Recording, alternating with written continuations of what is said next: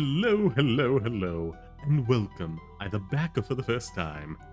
Today, I just want to have a quick little talk about She-Hulk Episode 1. Everyone's kind of going on it, and I just want to throw my hat in the ring. Though I would like to disclaim, recently moved into a new location, definitely going to need to add in some soundproofing to remove an echo, but I got a filter going on here. If you hear anything, despite that, that's part of the problem. There's a bunch of pre-recorded stuff from the old location that I will be uploading over the coming weeks on this channel that won't have that issue. Just disclaiming that right now. Anywho, She-Hulk on Disney Plus.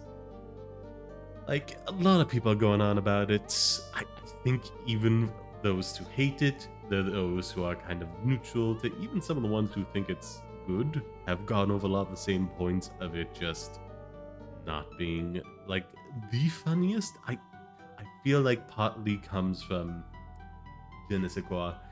It's the wrong episode to go super heavy in with the comedy. Like, this is establishing the premise of the show. Like, you don't need to keep up the laugh stream this episode. Later ones, sure, but trying to make a joke out of everything, especially after a car accident and becoming a Hulk, is just really, really frustrating. God, I meant to look up the names of them. God. If I do a full proper season review, I'll do that. I don't think I'll keep up episode to episode doing this unless there's really just a train wreck all the way throughout, but for now, I'll just be referring to her as She-Hulk. My bad. Anywho. Yeah, just constantly making a joke out of everything in this very serious situation from someone who has gone through this before, gone through various traumatic experiences, and just wants to help you along the best he can. It's just not the greatest time. Also, on that note, just on both sides, it's like way too catty. They're just going at each other way too much, you know? I feel like a problem with like screenwriting right now. It's like, hey, I get everybody fights with a family and it's endearing, right? It's only endearing to your family. Your family who has to live and tolerate with each other. When it comes to watching other people's family fight amongst each other and then resolve it, it's very frustrating to watch. It's like, goodness sake, will you just talk to each other instead of like talking at each other? Like, it's a real thing. Like, Bruce is just like focused on just running it by the numbers instead of adapting as best he can to where I think Jennifer, I'm just gonna stick this as She-Hulk, where She-Hulk is. And She-Hulk is, again, just kind of talking at him about the experience of being a woman and dealing with like controlling anger on the whole, which kind of misses the, cigar element of it. A cigar is sometimes just a cigar. As much as I do love meaning and metaphor in things, there also has to be like grounded to the works, just like, actual consequences to things, an element that isn't metaphor to enable the actual metaphorical stuff to work. And part of that with being a Hulk is, you can enter a blind fury. It's not just human, levels of rage. This is inhuman, mythical rage that could potentially make you strong enough to break apart a planet. And because the nature of that strength can just completely wipe you out mentally. You just go into an utter fugue state.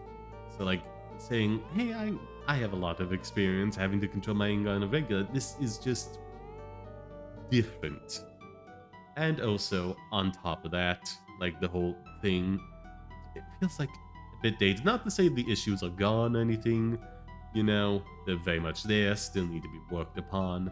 But this speech feels like it's from like late noughts to early 2010s. It just doesn't feel like it was addressing the current situation. To be fair, like, I think in the last few months someone has popped up on various places and made things a lot more difficult for people in schools and whatnot, and has recently been banned. But that's a whole other thing I don't want to get into. Anywho, it just doesn't feel like it's tailored to the times, and it's just like a vague general message that doesn't hit as well. Probably fresh at some point in the comics, but not right now. And also, just Banner is not the person to have this conversation with. He really isn't. It's too early in the series, so just kind of like, you're still trying to get to know Jennifer and like Jennifer. You kind of have to be on her side a bit before you have this conversation. But that's fair or not, probably isn't, but it's just the way audiences work. You kind of want to like a character before you have to, listen to what the whole deal is, But anywho, like, there's a tailor-made character for this, an obnoxious co-worker who's constantly undermining her and questioning her, despite being just as qualified and competent as him, Jennifer, She-Hulk is. It's probably not Jennifer, but it's some Jessica? No, that I'm thinking of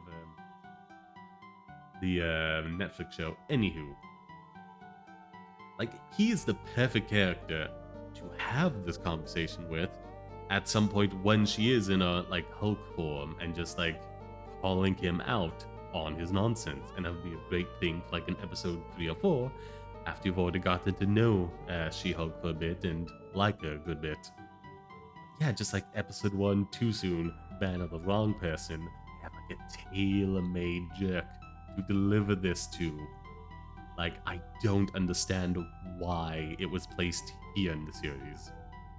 Even if my complaints about it not being tailored to the times, it's still like, on a fundamental message, just a good conversation to have in a show like this.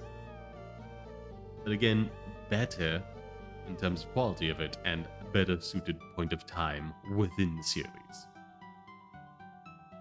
I will say, like, I do like the lead actress.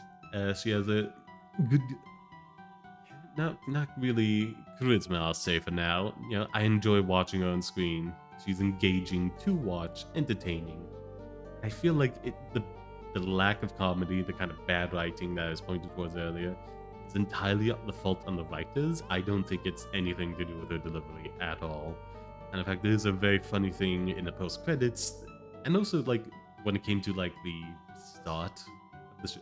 Basically, the Hulk and She-Hulk segment is where the writing takes a massive nosedive, and it just kind of neutral so far in other parts, with a real shine of a moment in the end credits that is rather enjoyable to watch.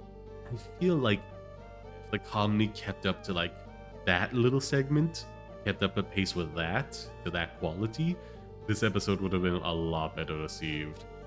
But as is, it's just...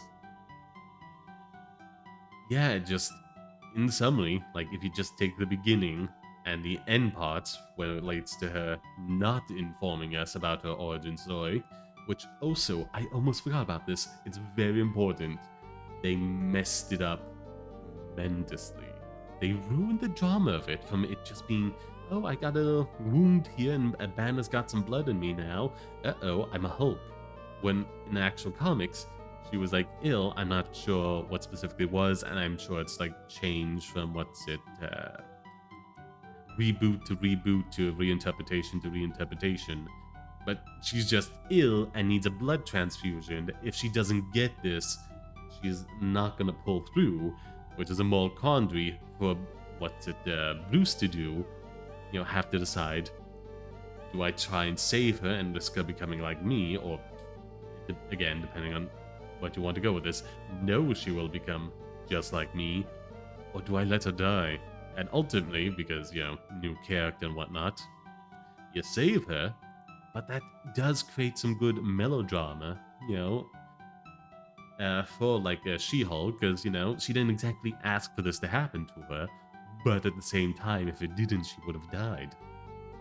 They even go that route, like, oh, thanks for ruining my life, Bruce. And it's like, that...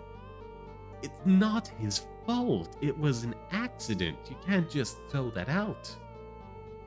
The actual, like, melodrama of having to save her life, which in turn gives her these abilities, just makes for good drama, you know? And it just utterly ruined. I don't even. They even are in a car accident. You could say that caused her the life-threatening injury, where she would need a transfusion. Hulk's Banner's fine because Hulk abilities, which just target at him about like dealing with your anger as a woman. And there was a meme of it online where it starts talking about Banner going through some stuff and wishing to check out, but Hulk was not on board with that. Anywho, getting off the rails here. Just like getting fatally injured and needing transfusion because of the car accident at the very start of the show, being the reason she becomes a Hulk, would have worked so much better. I honestly don't understand, and there was a sanitary way to avoid it. You just like cut to black and then have her fade in and out of consciousness and in a hospital. Then you just show Bruce she's bandaged and covered up. We're not seeing all the gore from a car accident, but he's just told she needs a blood transfusion. You're the only one with like a matching type right now. If we don't get this in her, she's going to die. Like, it's ready-made, perfectly set up. It pulls out a rake from its bag, lays it in front of itself, and the show willingly steps on it. It is such a massive mess up and an unnecessary change from the source material. I could only guess because of the messaging they want to do. They probably maybe thought like, oh yeah, having this done against her will, not the greatest, Again, it would be a medical emergency, so somewhat justifiable, Like, I'm forgetting the legal term, but if you end up in a coma, the ability for someone to pull the plug on you or not, you do have to sort that stuff out. Typically with family members, it's, again, not unreasonable. But I think they wanted to avoid that, but obviously they needed to not like, hey, I want to become a Hulk, because that's weird. Not the best story to get into. So they still needed it to be an accident somehow, but not have Bruce make the choice to do it to She-Hulk, give her these powers with out of it. So it just became a drop of blood in her veins, which is ridiculous. But okay. That's the origin story we're going with the MCU. Yeah, I cannot stress enough. It's just such good melodrama because, like, again, they did get into the fight and saying, like, I didn't ask for this. You did this to me. And him saying, I didn't want you to die. What was I supposed to do? It's good, engaging drama. That would have actually been a good thing to fight about. A little bit of... Yeah, this whole thing's been a bit spoilery anyhow. It's the biggest nothing fight of all. Like, Jennifer is... I keep going for Jennifer. Why do I keep reaching for that? Is that the right name? Please comment down below if it is. But yeah, like, this is not something to be taken lightly. Weird that, Hulk just assumes she will, inherently take up the superhero lifestyle and give up everything. I do like Jennifer wants to still maintain her normal life. That's really neat. Add some freshness to the whole... In general, to superheroes, always having these, like, secret identities and all that. But not so much in the MCU and most modern adaptations, which is a gripe I have, but still, her having, like, a normal life she's trying to keep up with is fresh both in the comics, and given the current state of the MCU, probably will add a little bit of variety into it. But yeah, it's just the biggest nothing fight. She's just trying to rush back to a normal life, thinking, hey, I'm conscious when I still have when I'm She-Hulk. I have nothing to learn here. When, again, just like this lightest of slaps in that form, just impulse, just a little bit of anger that gets out of hand, and you just like lash out without thinking about it. Like, just like the tiniest slap could kill a normal person. It's really dangerous. You need to not rush through this and make a joke of everything about this. And just try and earnestly engage. Hulk, you know, except like just try to help her figure out her own path. Do not insist that she has to follow the one you took. But yeah, just that entire segment, like seeing Hulk again, we so rarely get to do it. You know, he's not been given enough focus of his own. Ah, look at that, 15 minutes. Probably should start wrapping this up. Yeah, it was a really frustrating segment, but I feel like got everything else I need to say out of the way for now. So again, I forgot to mention, be sure to like and subscribe. It would be a huge help. I'm trying not to sneeze right now because I can't edit that out. And it's passed, thankfully.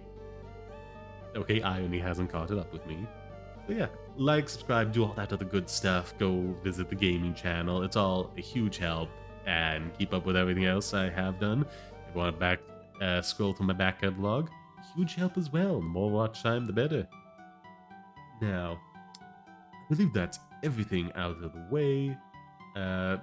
Keep an eye out for like things I have coming up. Both a review of Vampire in the Garden on Netflix and Shadow House on currently airing on Crunchyroll. So, without further ado, it's time to say ta-ta, Wiedersehen, until we meet again. Bye-bye. And awkwardly stopping recording. See ya!